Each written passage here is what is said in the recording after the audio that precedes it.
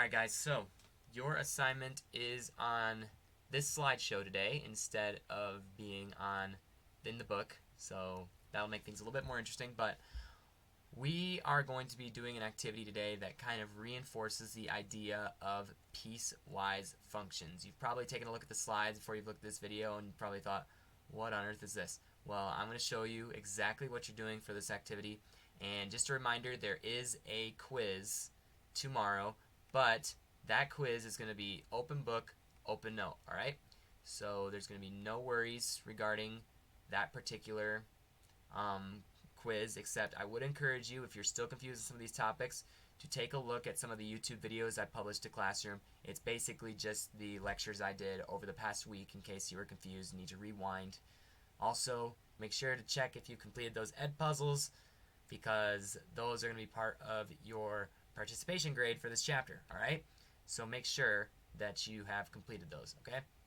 Alright, so what we are doing with this activity today is we are taking different piecewise functions. So here you have a piecewise function. Remember, piecewise function has basically a different output for every input, meaning that for your domain you have a different expression, okay?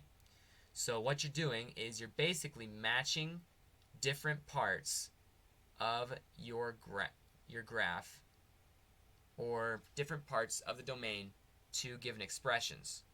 Or you're using this little bank you have here to identify this piecewise function, okay? And in some cases you're going to be given the expression, some cases you'll be given the domain interval, in some cases you'll be given neither, alright? So what we're talking about with the expression is what is my result for y for my x value, okay?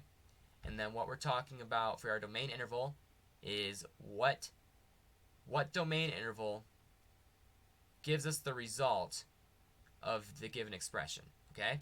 So we actually have to keep this slideshow out of its place for this particular activity. So what you're doing is, so for example, my expression is 2x, my first expression. What I'm looking for is where in my piecewise function does f of x end up equaling 2x. So I have to take a look at the lines here. 2x would mean my slope is 2. So if I look at my first line here, it's up 2 over 1. Okay? So since I see that, now I take a look at, okay, this is my expression here on this line. What's my domain value for that?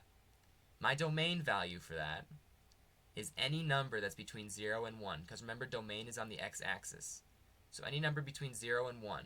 So I take a look at my expressions here, and I see 0 is less than or equal to x is less than 1. And I say that particular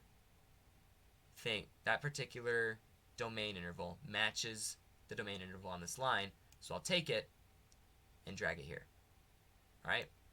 So all you're doing is you're matching domain intervals with expressions, expressions with domain intervals based on the piecewise function you have. Okay?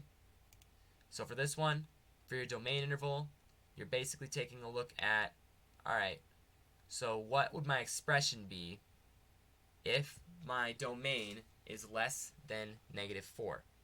Alright? So if my domain is less than -4, I see that my y, now I'm looking for what my y would be. So if x is less than -4, I see, okay, no matter what, if anything's less than -4, my expression, or my result, is going to be -3. So I just drag -3 over there. Okay? So for these other domain intervals, like -4 is less than or equal to x is less than 3, what you're going to have to do is you're going to have to figure out, okay, what is the slope of these different lines? And what is the y-intercept, and where does that connect with my domain? Alright, so for -4 is less than or equal to x is less than 3, you have your y-intercept here, your slope, you have your slope to identify.